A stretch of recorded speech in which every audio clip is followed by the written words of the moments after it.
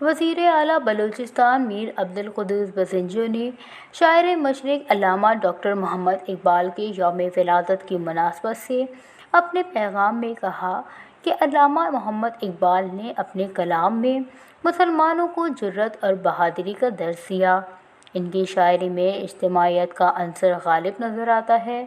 انہوں نے ہمیشہ مسلمانوں کو ان کے اسلاف کے رہنما اصولوں پر کاربند رہنے اور ان کی مکمل پیروی کرتے ہوئے ان کی تعلیمات پر عمل پیرا ہونے کی جانب راغب کیا۔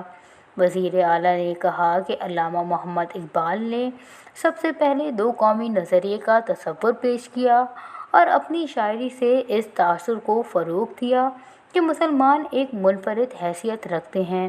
ان کا طرز زندگی، رہن سہن اور مذہبی عبادات بر صغیر کے دیگر قوموں سے یکسر مختلف ہے۔ انہوں نے کہا کہ مسلمانان بر صغیر نے علامہ محمد اقبال کی ان تعلیمات پر عمل کرتے ہوئے قائد اعظم محمد علی جناح کی قیادت میں اپنے لیے جداگانہ ریاست کے حصول کے خواب کو عملی جامہ پہنایا۔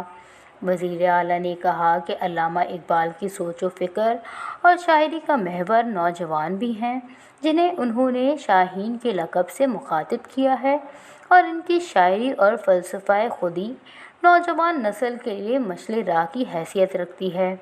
وزیر اعلیٰ نے کہا کہ آج کے نوجوانوں کو بھی علامہ اقبال کے فلسفہ خودی کو سمجھنا چاہیے اور اپنی صلاحیتوں کا مکمل ادراک رکھتے ہوئے ملک کی سلامتی، ترقی اور خوشحالی کے لیے کام کرنا چاہیے۔